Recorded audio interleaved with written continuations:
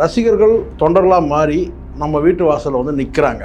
இன்றைக்கி நம்ம ஒரு அரசியல் கட்சி தலைவராகிட்டோம். விருப்பம் இல்லை உங்களுக்குன்னு சொன்னால் முன்னாடியே நீங்கள் வந்து செய்தி போட்டு வீட்டுக்கு தேடி யாரும் வராதிங்க அப்படின்னு சொல்லிடணும். நீங்கள் அவர் வீட்லேயோ இல்லை அவர் எங்கேயோ உங்களுடைய நாயை வந்து அவர் தூக்கி கொஞ்சம் மாதிரி போடுறீங்களா செய்தி போடும்போது மக்கள் மத்தியில் அது எப்படி பார்க்கப்படும்? இது ஒரு சினிமா காட்சியாக இருந்துன்னு வச்சுக்கோங்களேன், கடந்து போயிடுவாங்க.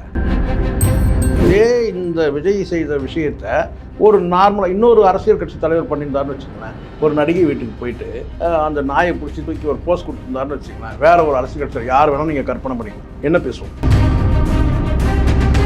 தாவேகா பற்றி பேசும்போது நாயை பற்றி பேசுகிறோம், அதுவும் த்ரிஷா வீட்டு நாயை பற்றி பேசுகிறோம். இதுதான சாபக்கேடு. புஷியானது வந்து ஸ்கிராப். ஒரு காயலாங்கடைக்கு அனுப்ப வேண்டிய ஒரு மெட்டீரியலை வந்து நீங்கள் வந்து ஒரு பொதுச் செயலாளர்னு வச்சுக்கிட்டு நீங்கள் வந்து எப்படி நீங்கள் வழி நடத்த முடியும்? நல்ல ஒரு 10 எருமை மாடு வாங்கி கொடுத்தா அதை மேய்க்கிறதுக்கு தான் லாய்க்கு புஷியானது. பசுமாடு தான் இருக்கட்டும். இன்னும் இப்போ ஒரு கேஸை போட வேண்டாம், நான் சொல்கிறேன். தேர்தல் பொறுப்பாளர் போட்டால் உனக்கு வேலை எங்கே? ஒவ்வொரு மாவட்டமாக ரவுண்ட் அடிக்கணும்ல நீ. ஆனால் அங்கேயே சுற்றி வந்துருக்கலாம் பனையூரே. யார்? இந்த ஆதவ் அர்ஜுனான்னு சொல்லிட்டு. இவ யார் நம்ம ஸ்டேட்டில் வந்து நமக்கு வந்து பதவி கொடுக்குறதுன்னு சொல்லிட்டு தாவேக்காலே இப்போ ஆரம்பிச்சிட்டாங்க. அந்த கழகம் வந்துடுச்சு. இப்போ தவிர்க்க முடியாத சூழ்நிலையில் வந்து புஷியானதை நீக்கக்கூடிய ஒரு சூழல் வந்து விஜய்க்கு வந்துடும். இல்லைன்னா கட்சி காப்பாற்ற முடியாது.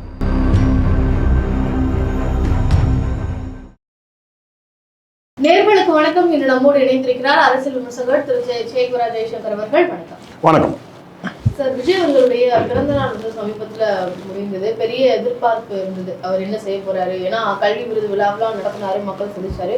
இது அரசியலுக்கு வந்த பிறகு ஒரு பிறந்த நாள் மக்களை சந்திப்பாரு அப்படின்ற மாதிரி எதிர்பார்ப்புகள் வந்தது. ஆனா ஒரு பெரிய அதிர்ச்சி தான் வந்தது அப்படின்னு சொல்லலாம். த்ரிஷா அவர்கள் வந்து புகைப்படத்தை ஷேர் பண்ணியிருந்தாங்க. அது வந்து அவருடைய தொண்டர்கள் மத்தியிலே பெரிய அதிர்வலை ஏற்படுத்திருக்குன்றது பார்க்க முடியுது. அதை பத்தி சொல்லுங்க சார். முதல்ல விஜய் அவர்கள் பிறந்தநாள் அன்னைக்கு ஒரு கட்சி தலைவராயிட்டாருன்னா வேற, நடிகராக இருக்கும்போது அவருடைய அணுகுமுறைகள் வந்து அவர் விருப்பம் போல இருக்கலாம்.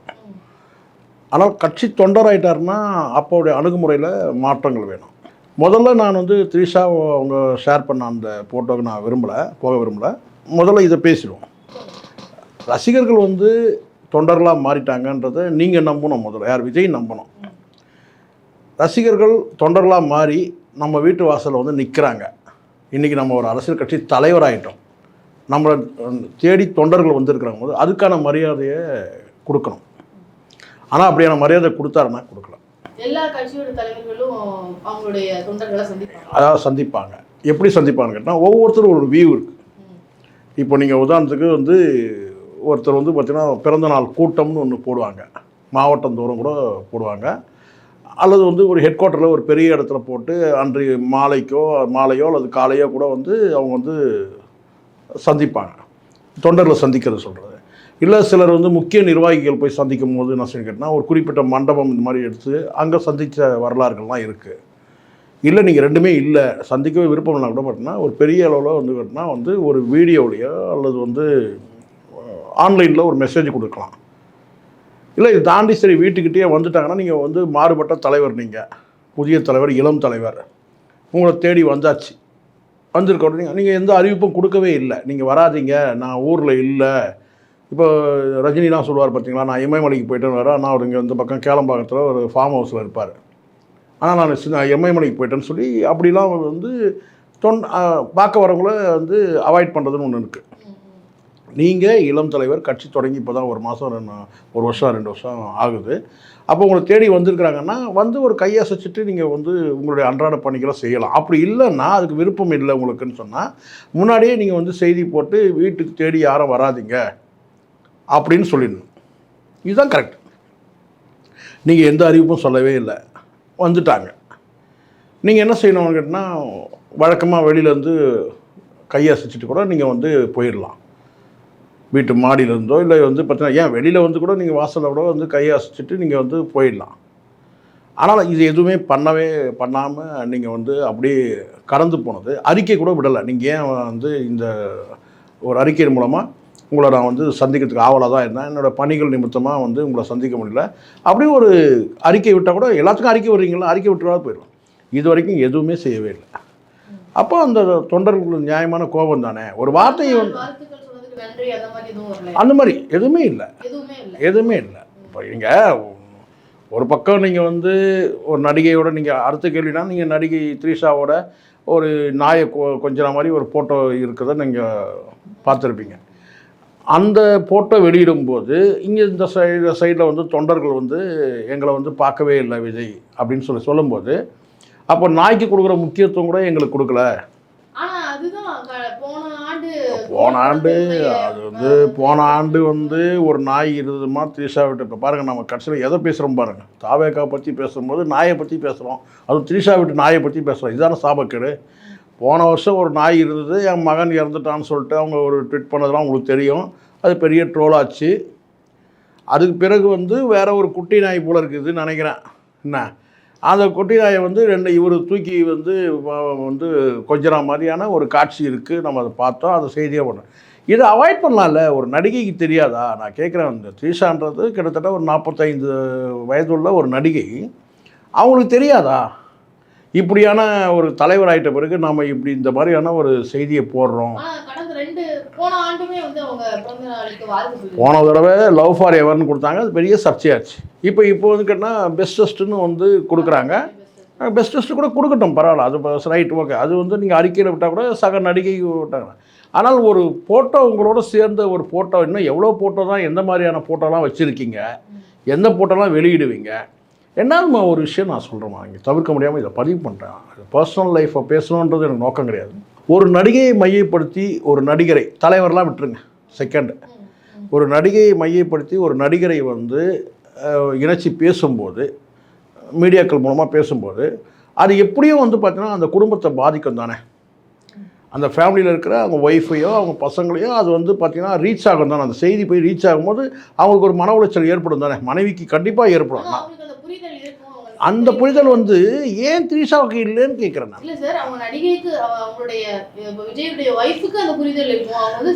புரிதல் இருந்தால் ஒரு ஃபோட்டோ கூட வரவே இல்லையே. இந்த நாயை வச்சுக்கிட்டு ஒரு ஃபோட்டோ வருது இல்லை பிறந்தநாளுக்கு. யாருடைய பிறந்தநாளுக்கு? த்ரிஷா பிறந்தநாளுக்கு இல்லை, இவருடைய பிறந்தநாளுக்கு த்ரிஷாவோட சேர்ந்து அவங்க நாயை கொஞ்சற மாதிரி ஒரு ஃபோட்டோ வருதுல்ல. அப்போ இவர் சொந்த வீட்டில் இவரும் நாய் வச்சுருப்பார்ல.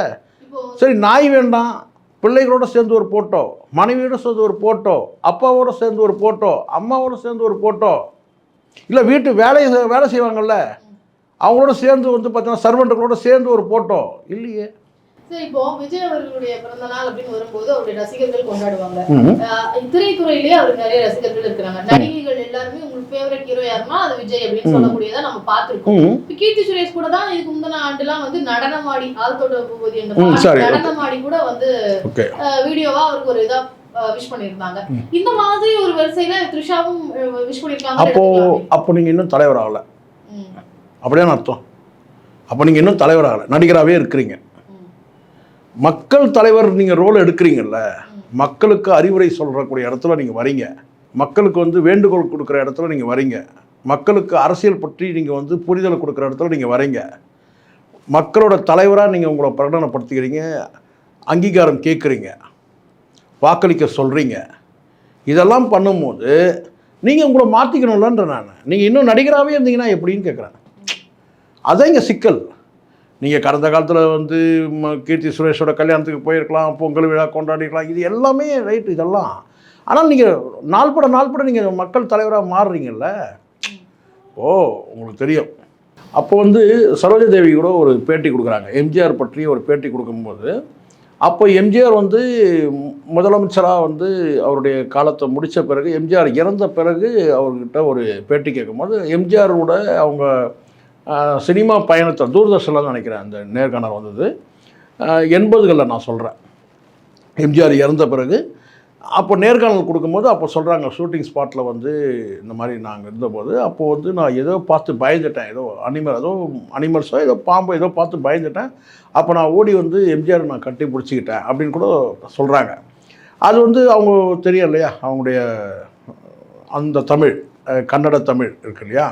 ஸோ அந்த தமிழில் அவங்க வந்து சொல்லக்கூடிய அந்த வார்த்தையெல்லாம் கேட்கும்போது எம்ஜிஆர் அப்போ இல்லை. ஆனால் அவங்க சொன்னதில் எந்த ஆபாசமோ எந்த அருவருப்போ எதுவுமே இல்லை. ஷூட்டிங் ஸ்பாட்டில் நடந்த ஒரு விஷயத்தை அவங்க சொல்கிறாங்க, அவ்வளோதான். அதை தாண்டி அவங்க வந்து நான் வந்து எம்ஜிஆர் நான் வந்து லவ் பண்ணுறேன்னு சொல்லியோ அந்த மாதிரி எதுவும் சொல்லுவேன். ஷூட்டிங் ஸ்பாட்டில் நடந்த விஷயத்தை ஷேர் பண்ணலாம், தப்புன்னு சொல்ல. இப்போ இதுவே கூட பார்த்தீங்கன்னா அவங்க சினிமாவில் வந்து அவங்க 2 பேரும் இணைஞ்சு நடிக்கிற காட்சியை போட்டு தான் யார் கேட்க போகிறாங்க? த்ரிஷாவும் வந்து விஜயும் சினிமாவில் நடிக்கிறாங்கல்ல, ஷூட்டிங் இருக்குது. அந்த காட்சியை நீங்கள் வந்து ஏதாவது நீங்கள் போட்டிருந்தீங்கன்னா கூட அது வராது. ஆனால் இது தனிப்பட்ட பர்சனல் காட்சி இல்லை இது. நீங்கள் அவர் வீட்லேயோ இல்லை அவர் எங்கேயோ உங்களுடைய நாயை வந்து அவர் தூக்கி கொஞ்சற மாதிரி போடுறீங்களா செய்தி போடும்போது மக்கள் மத்தியில் அது எப்படி பார்க்கப்படும்? இது ஒரு சினிமா காட்சியாக இருந்துன்னு வச்சுக்கோங்களேன், கடந்து போயிடுவாங்க. சினிமாவில் த்ரிஷாவும் அவரும் நடித்த ஒரு காட்சியை வந்து அவங்க போட்டிருக்காங்கன்னா கூட ரைட் சொல்லலாம். சார் இப்போ மற்ற அரசியல் கட்சியினுடைய தலைவர்களுடைய பிறந்த நாள் கொண்டாடப்படும் போது எப்போவுமே வைக்கக்கூடிய ஒரு விமர்சனம்னு பார்த்தீங்கன்னா, அங்கங்கே நாட்டு மக்கள் வந்து சாப்பாட்டுக்கே வழி இல்லாமல் இருந்துட்டு இருக்காங்க, பிறந்த நாள் வந்து இப்படி ஆரவாரமாக கொண்டாடுறாங்க அப்படின்ற ஒரு விமர்சனம் வந்து வைக்கப்படுது. இங்கே அப்படி அதனால வந்து என்னுடைய பிறந்த நாளை வந்து பெருசாக கொண்டாடுறாங்கன்னு சொல்லி கூட அவர் பேக் வாங்கியிருக்காரு. அவர் அறிக்கை விட்டுருக்கலாமே. இப்போ யாருக்கும் வந்து பிரச்சனையே கிடையாதுமா. இப்போ அவங்க அம்மா வந்து அன்னதானம் பண்ணுறாங்க, சக தொண்டர்கள் கூட வந்து பார்த்திங்கன்னா அவர் எங்கேயாவது வந்து அவருக்காக ஏதாவது நல்ல விஷயங்கள் கூட ஏதாவது வந்து மக்களுக்கு செஞ்சோம்னா அது பிரச்சனை இல்லை. நமக்கு வந்து அது பிரச்சனை இல்லை. ஒரு குறிப்பிட்ட நீங்கள் ஒரு எல்லையை அடைஞ்சிட்டிங்க, ஒரு தலைவர் ஆகிட்டீங்க. இன்றைக்கி மென்ஷன் பண்ணக்கூடிய தமிழ்நாட்டில் இன்றைக்கி குறிப்பிட்டு சொல்லக்கூடிய அரசியல் கட்சி தலைவரில் விஜய் இருக்கிறது உண்மை தானே? அதை யாராவது மறுக்க முடியுமா? அப்போ நீங்கள் தலைவராக ஆகிறீங்கன்னா அதுக்கேற்ற மாதிரி உங்களை நீங்கள் மாற்றிக்கிட்டு வரணும்ல.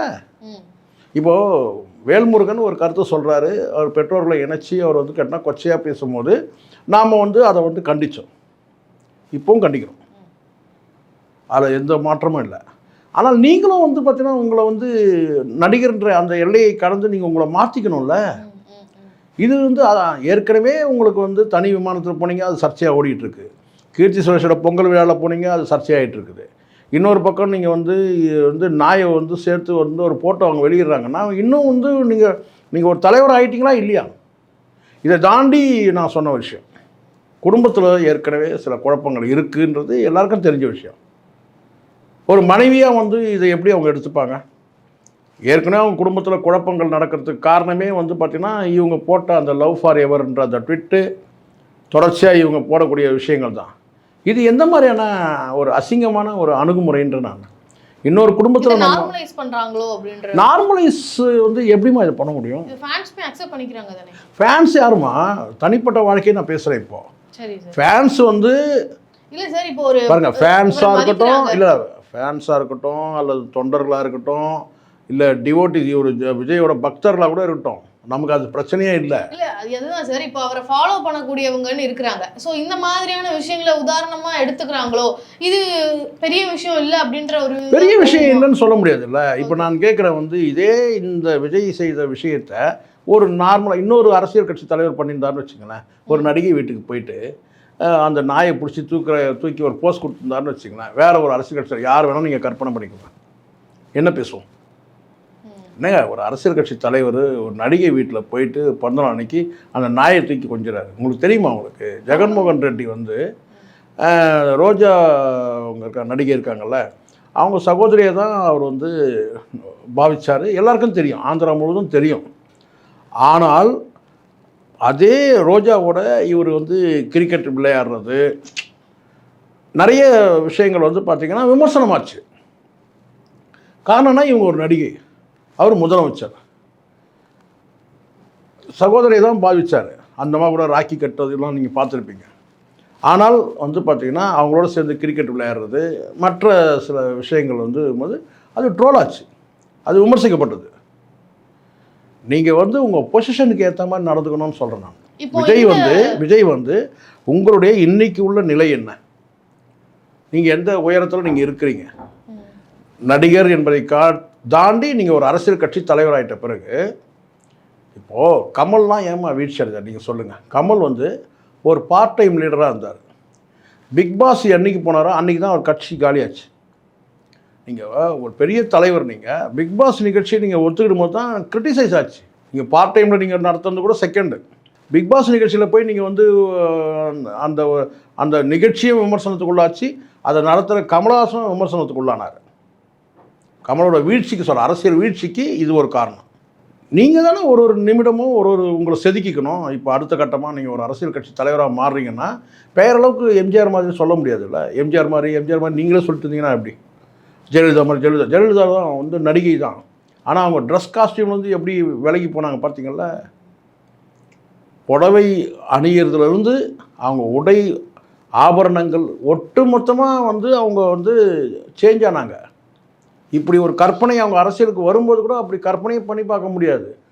பிரத்யேக உடை, அதுக்கப்புறம் அந்த பிரத்யேக உடையும் வந்து பார்த்திங்கன்னா அவங்களுக்கு ஏதோ அன்கம்ஃபர்டபுளாக ஆகிருக்கு. அதுக்கப்புறம் வந்து பார்த்திங்கன்னா நார்மலாக வந்து பெண்கள் அணிகிற அதே உடை தான். ஆனால் அவங்க உடை கண்ணியம் எப்படி இருந்தது, இதெல்லாம் நான் ஒரு உதாரணத்துக்கு தான் சொல்கிறேன். ஆமாம், நீங்கள் வந்து ஒரு அரசியல் கட்சி தலைவர் ஆகிட்ட பிறகு நீங்கள் நடிகையாக இருக்க முடியாது. இப்போ நாங்கள் வீட்டில் ஜெயலலிதா வீட்டில் ரெய்டு போகும்போது வந்து பார்த்திங்கன்னா 300 வாட்ச் வச்சுருந்தாங்க, 3000 புடவை வச்சுருந்தாங்க அப்படின்னு. நார்மலாக இன்றைக்கி வீட்டில் சராசரி இருக்கிற வந்து ஒரு மிடில் கிளாஸ் பீப்புள் இருக்கிற வீட்லேயே வந்து பார்த்திங்கன்னா குறைஞ்சது ஒரு 30-40 புடவை வச்சுருப்பாங்க இல்லையா? இல்லை ஒரு 50 புடவை தாண்டி வச்சுருப்பாங்க. அது ஒரு பெரிய விஷயமே கிடையாது. 500 புடவை வச்சுருந்தாங்க, 1000 புடவை. ஏன்னா அவங்களோட ப்ரொஃபஷ்னலே வந்து நடிகை, அவங்க ப்ரொஃபஷனல் நடிகை. அதுக்கு பிறகு அரசியல் கட்சி தலைவராக அவங்க வந்து மாறுறாங்க. அப்போ அவங்கள அழகுபடுத்திக்கிறது தான் அவங்களுடைய பிரதானமே. ஏன்னா அவங்க நடிகை. சாதாரணமாக நம்ம வீட்லேயே நம்ம 4 ஜோடி செருப்பு வச்சுருக்கோம்லம்மா, வெளியில் போகிறதுக்கு ஒரு செருப்பு, ஷூ, அது இதுன்னு ஒரு 4-5 ஜோடி வச்சுருக்கணும். அவங்க வீட்டில் ஒரு 200 ஜோடி செருப்பு இருக்குன்னு கேட்டால் அவங்க புடவைக்கு ஏற்ற கலர் கூட வரும். அதெல்லாம் விமர்சனத்துக்குள்ளாச்சின்னு சொல்ல வரேன் நான். அப்போ அதை தாண்டி தான் அதுக்கப்புறம் தான் அவங்க எல்லாத்தையும் திறந்துட்டு வந்து பார்த்திங்கன்னா வந்து ஒரு நார்மலாக அவங்களுடைய உடை வந்து பார்த்திங்கன்னா அவ்வளோ எளிமையான உடையை நீங்கள் பார்க்கவே முடியாது. ஒரு பெண் வந்து இவ்வளோ எளிமையான உடை என்னன்னா ஜெயலலிதா உடை தான் எளிமை. ஏன்னா கடந்த காலத்தில் அவ்வளோ கசப்புகள் அவங்க வந்து இந்த வளர்ப்பு மகன் கல்யாணத்தில் அவங்க நகைகள்லாம் போட்டதெல்லாம் வந்து இவங்க போட்டு அதை ட்ரோல் பண்ணாங்க.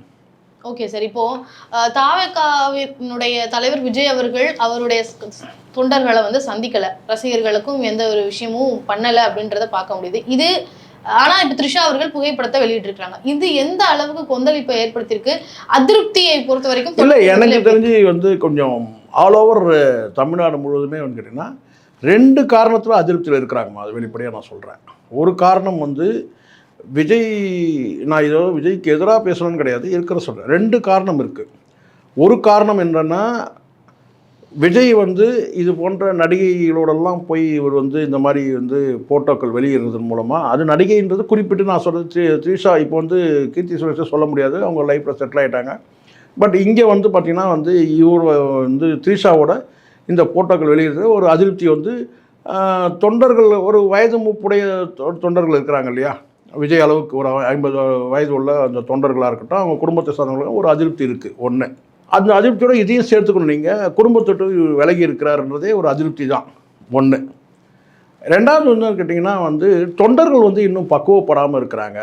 ரொம்ப ஒரு கட்சி விட்டு ஒருத்தர் விலகி போகிறாங்கன்னா அவங்கள ரொம்ப அசிங்கமாகவும் ஆபாசமாகவும் அருவருக்கு தகுந்த வார்த்தைகளை வந்து பேசுகிறாங்க. இப்போ உதாரணத்துக்கு வைஷ்ணவி வந்து கட்சி விட்டு வெளியே போயிட்டாங்க, ஆனால் அவங்க வந்து பார்த்தீங்கன்னா தரம் தாழ்ந்து வார்த்தை பிரயோகங்கள் இருக்குது.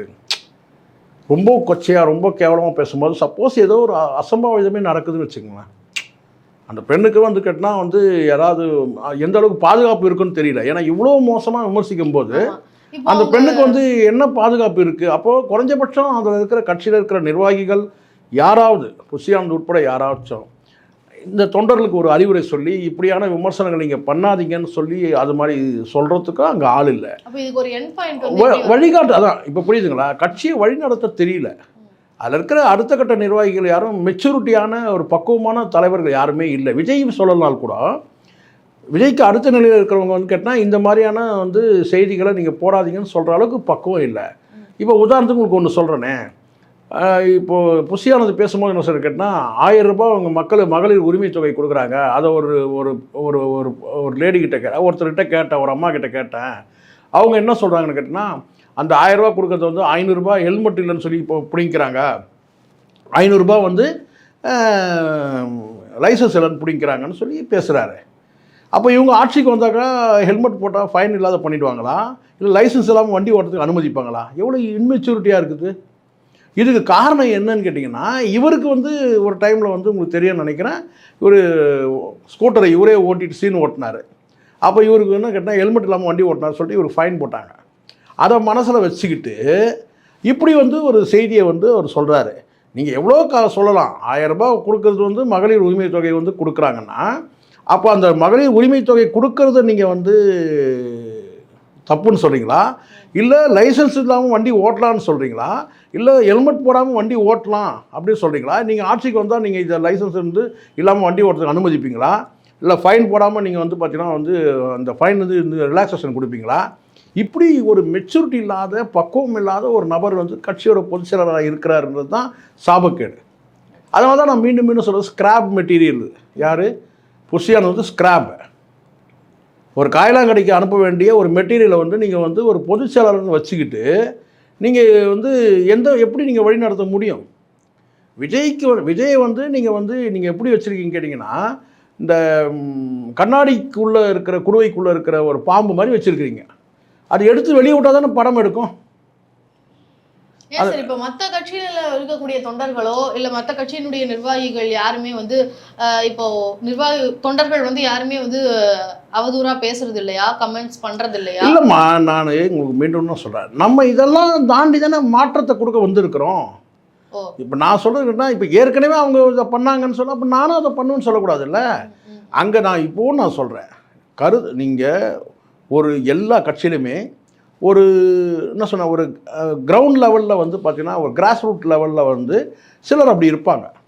இப்போ நான் சிவாஜி கிருஷ்ணமூர்த்தி மாதிரி ஒருத்தர் ஆபாசமாக வந்து உங்களுக்கு தெரியும், கடந்த காலத்தில் அவர் கட்சியே நடவடிக்கை எடுத்துருக்குது, அவர் ஆபாசமாக பேசக்கூடியது தான் இப்போவும் இருக்கிறார். இப்போவும் மறுபடியும் கட்சியில் ஒரு சஸ்பெண்ட் பண்ணி மறுபடியும் அவர் கட்சியில் சேர்த்துக்கிட்டாங்க, இருக்கிறாருன்னா அந்த மாதிரி நீங்கள் ஒரு 4 பேர் ரெடி பண்ணி, நீங்கள் விஜயகாந்த் கூட வச்சுருந்தார் அந்த மாதிரி, அவங்க கட்சியில் வந்து கேட்டால் ஒரு 4 பேர் இருப்பாங்க இந்த மாதிரி நபர்கள். இதுக்குன்னே மெட்டீரியல் அவங்க என்னென்னு கேட்டிங்கன்னா வந்து சகட்டு மேனிக்கு ஆபாசமாக பேசக்கூடிய நபர்களை வச்சுருந்தாங்க. ஏன் விசிகாவில் கூட இருந்தாங்க சில பேர், அது வேறு, அவங்களாம் இருப்பாங்க. அந்த மாதிரி நீங்கள் ஒரு 4 பேர் நீங்கள் வச்சு, அது ஒன்றும் தப்புன்னு நான் சொல்லவே இல்லை, தாராளமாக நீங்கள் மேடையில் பேசக்கூடிய வச்சு. ஆனால் ஒட்டு மொத்தமாக கட்சியோட பொதுச்செயலாளர் உட்பட எல்லாமே வந்து மூளை இல்லாமல் பேசினா எப்படி? இது நீங்கள் எப்படி ஒத்துப்பீங்க? நீங்கள் ஒருத்தர் சொன்னாங்க, கற்பனையாக நீங்கள் ஒரு ஸ்கிரிப்ட் எழுது கூட ஒரு அளவு வேணாமா? லைசன்ஸ் ஹெல்மெட் போடலன்னா ஃபைன் போட்டு தான் நல்லது தானே அது. லைசன்ஸ் இல்லைன்னா வண்டி ஓட்ட முடியாது. இது வந்து அரசோட வந்து ஒரு பெரிய குற்றமாக நீங்கள் சொல்ல முடியுமா? ஸோ அப்படி சொல்கிற நபரை நம்ம வந்து அடிப்படை அறிவே இல்லாத நபர்கிட்ட போய் நீங்கள் கட்சியோட பொதுச்செயலாளர் பதவியை கொடுத்துருந்தா வச்சுருந்தா எப்படி? இதை தாண்டி இப்போ நீங்களே இப்படி இருக்கும்போது கட்சி விட்டு ஒருத்தர் விலைக்கு போகிறாங்கன்னா அவங்கள ஆபாசமாக, அசிங்கமாக, அருவருப்பாக வந்து பேசுகிறீங்க யூடியூப்லன்னு சொன்னால், அப்போ நீங்கள் என்ன உங்களுக்கு பக்குவம் இருக்குது? இது எங்கே போய் நிற்கும்? அப்போ ஏன் வந்து கட்சியை எடுத்துகிட்டு சுத்த மாட்டானுங்க? உங்கள் லெவலில் நீங்கள் இருந்தீங்கன்னா, அவர் கட்சியோட பொதுச்செயலாளர் லெவலில் இவ்வளோ இன்மெச்சூரிட்டியாக நீங்கள் இருந்தீங்கன்னா, அடுத்து கட்சியை வச்சுட்டு சுற்றிட்டு இருக்கிறாங்க யாராவது ஒருத்தர் அது சம்மந்தமாக அறிக்கை ஏதாவது இருக்கா? தேர்தல் வியூக பொறுப்பாளர் ஒருத்தர் இருக்கிறார், மேலாண்மை பொறுப்பாளர் ஏதோ சொன்னாங்க, அவர் என்ன பண்ணுறாருன்னே தெரியல. யாருமே பனையூர் விட்டு தாண்ட மாட்டானுங்க. தேர்தல் பொறுப்பாளர் போட்டால் உனக்கு வேலை எங்கே? ஒவ்வொரு மாவட்டமாக ரவுண்ட் அடிக்கணும்ல நீ. ஆனால் அங்கேயே சுற்றி வந்துருக்கிறான் பனையூரே. யார்? இந்த ஆதவ் அர்ஜுனான்னு சொல்லிட்டு. இவர் புஷியானது அதை தாண்டது இல்லை.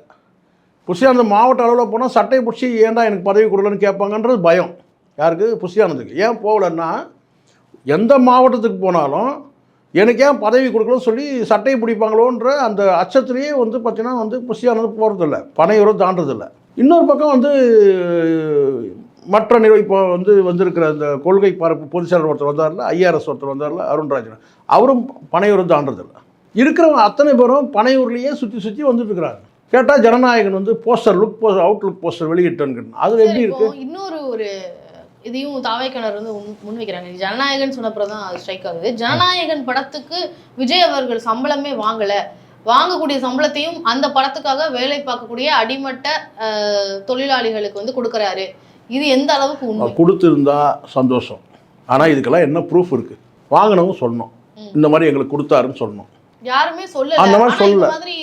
இதெல்லாம் இவர் எடுத்து விடுற வேலை, இந்த புஷியானது எடுத்து விடுற வேலை இதெல்லாம். இப்படி ஒரு ப்ரொபகண்டா இருக்கு. நானே சொல்கிறேன், நான் சொல்கிறேன் என்னென்னா, அது அப்படி தான். ஏன் நீங்கள் இதுக்கு சொல்கிறீங்க? நீங்கள் இரவு பாடசாலை இருக்குன்றாங்க, எத்தனை இடத்துல நீங்கள் பார்த்தீங்க? எங்கேயாவது பார்த்தீங்க? விலையில்லா உணவு வழங்குறாருன்னு சொல்கிறாங்க, எங்கேயாவது பார்த்தீங்க நீங்கள்?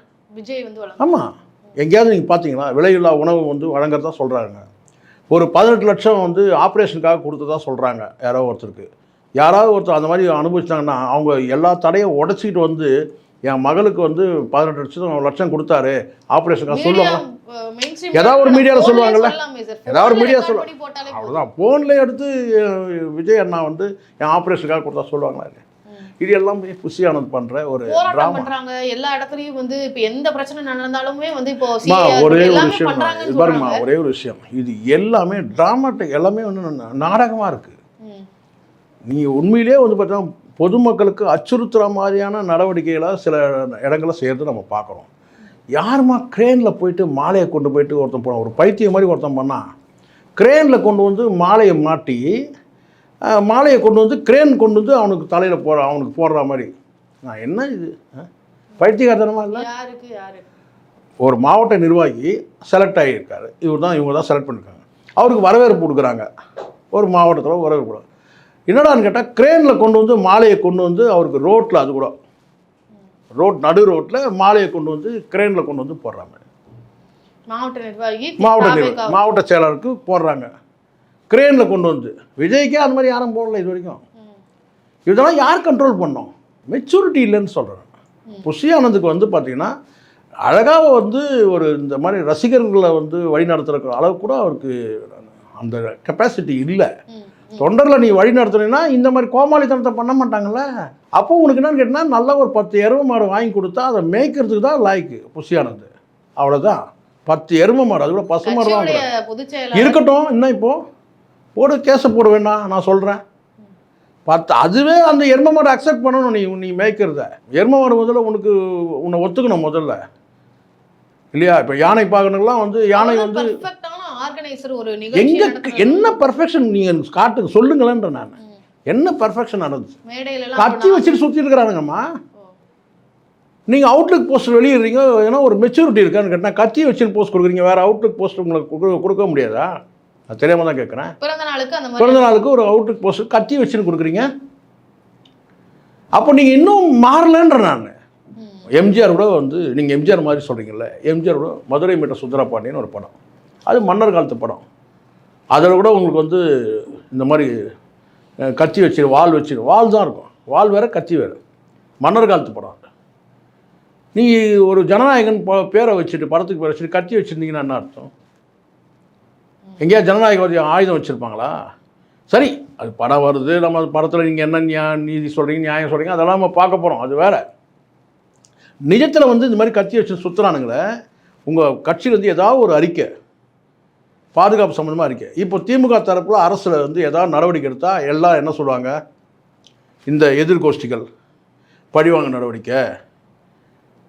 அவங்களும் கொஞ்சம் விலகி தான் போகிறாங்க. திமுக அரசை வந்து இவங்களை அப்படியே சொன்னாங்க, விட்டுறாங்க. எது போட்டோம், ஏன்னா கை வச்சா இதன் மூலமாக நீங்கள் வந்து உங்களை வந்து இல்லைன்னா அறிவு இருந்தால் சொன்ன கேட்டால் இது வந்து போலீஸோட தவறு இல்லை, லைசன்ஸ் வந்து இல்லைன்னு சொல்லி ஃபைன் போடுறதும் வந்து ஹெல்மெட் இல்லைன்னு சொல்லி இப்போ வந்து ஃபைன் போடுறதும் வந்து போலீஸ் செய்யலை. நீங்கள் போலீஸ் மேலே நம்ம தப்பு இல்லை, இது வந்து அரசோட முடிவு. அறிவு இருக்கான்னு கோர்ட்டு ஆர்டருமா, கோர்ட்டில் வந்து பார்த்திங்கன்னா இதெல்லாம் வழக்காக போய் ஹெல்மெட்டை கண்டிப்பாக வந்து போட்டாகணும்னு சொல்லிட்டு கோர்ட்டில் கொடுக்குற ஆர்டர் இதெல்லாம். லைசன்ஸ் வந்து பார்த்தீங்கன்னா சட்டப்படியானது லைசன்ஸு. அறிவு இருக்கா உனக்கு? லைசன்ஸ் வந்து அரசு முடிவு பண்ணுறது, சட்டப்படி வந்து பார்த்தீங்கன்னா இங்கே மட்டுமா லைசன்ஸ்? நான் கேட்குறேன். திமுக வந்து இப்போ அரசு தாவேக்காவை பார்த்து பயந்து நடுங்கிறதுலாம் கிடையாதுமா. இவங்க இப்போ புரிஞ்சுக்கிறாங்க. இவங்க என்ன நினைக்கிறாங்கன்னா, இவனுக்கு பண்ணுற ராவடித்தனம் இருக்குல்ல, அதை அப்படியே விடுறாங்க. ஏன்னா அவங்க கண்ட்ரோல் பண்ணணும், கட்சி கண்ட்ரோல் பண்ணல, அப்படியே விடுறாங்க. அவங்களுக்குள்ளேயே இப்போ யாரோட சண்டை நீங்கள் நினைக்கிறீங்க? இப்போ தாவேக்காரன் வந்து பார்த்தா திமுககாரன்ட்ட சண்டை போடுறானா? நீங்கள் சொல்லுங்கள். அவங்களுக்குள்ளேயே அடிச்சுக்கிறானுங்க. ஒருத்தன் வழி நடுக்க திட்டிகிட்டே போகிறான் ஒருத்தனை, எனக்கு பதவி கொடுக்கல, புஷி ஆனந்த் வந்து இவனுக்கு பதவி கொடுத்துட்டாங்க சொல்லிட்டு வழி நடுக்க அவன் வந்து அவன் ஊர்வலமாக வரான், துண்டை போட்டு வழி நடுக்க அவன் திட்டிகிட்டே வரான். நீங்கள் பார்த்துருப்பீங்க திருவண்ணாமலையில். இன்னொரு இடத்துல வந்து பார்த்தீங்கன்னா கத்தி வச்சுன்னு சுற்றி நிற்கிறான். அவன் வந்து கேட்டான், அவருக்கு எங்கள் கட்சிக்கு சம்மந்தமே இல்லைன்றான். சம்மந்தமே இல்லை, நீங்கள் நடவடிக்கை எடுக்கணும்ல. சம்மந்தமே இல்லை, நீங்கள் நடவடிக்கை எடுக்கணும்ல. எங்கள் கட்சிக்கு அவப்பேரை ஏற்படுத்தலாம்னு நடவடிக்கை எடுக்கல. ஸோ அது மொத்தம் கேட்டால் விஜய்க்கு அங்கே வந்து கட்சியில் நாலேஜ் இல்லாமல் இவங்க இஷ்டத்துக்கு வந்து புஷி ஆனந்த் தான் அங்கே இயக்கிறது. அங்கே ஒரு ஒருங்கிணைப்பு இல்லைன்ற மட்டும் கிளியராக தெரியுது எனக்கு. ஜான் ஆரோக்கியசாமி, அருண்ராஜ் ஐஏஎஸ் ஐஆர்எஸ், ஆதவ் அர்ஜுனா, அதுக்கப்புறம் வந்து கேட்டிங்கன்னா புஷி ஆனந்த், இந்த 4 பேருக்குள்ளவே அங்கே வந்து பார்த்தீங்கன்னா ஒருங்கிணைப்பு இல்லை, கிளியராக தெரிய வருது.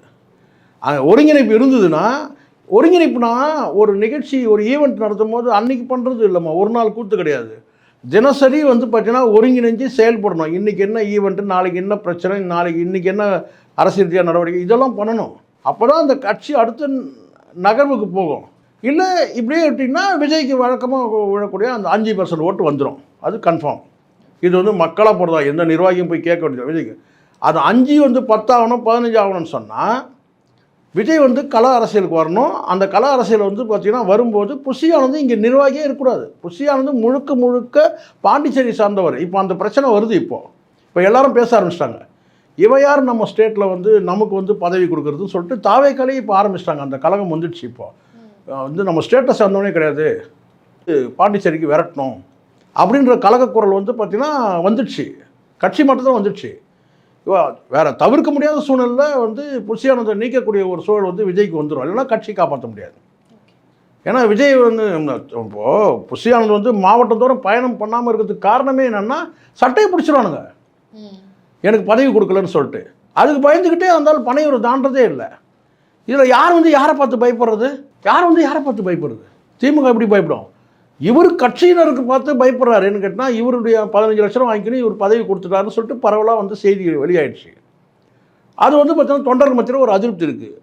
தொண்டர்கள் எப்போ வேணாலும் வந்து பார்த்தீங்கன்னா இவர்களால் வந்து பார்த்தீங்கன்னா வந்து சட்டையை பிடிக்கலாம். அதுக்காக இவர் வந்து போகாமல் இங்கேயே குண்டு சட்டை இந்த பனையூரை சுற்றி வந்துருக்காரு. அவ்வளோதான். Okay sir. விஜய் அவர்களுடைய பிறந்தநாள் ஒட்டி வந்த விமர்சனங்கள், தாவேகா கட்சியினுடைய நடவடிக்கைகள், அவங்களுடைய செயல்பாடு அது எப்படி இருக்குது அப்படின்றத பற்றி பல விஷயங்களை உங்களுடைய பார்வையிலேருந்து எங்கள்கிட்ட தெரிவித்ததுக்கு மிக்க நன்றி. நன்றி.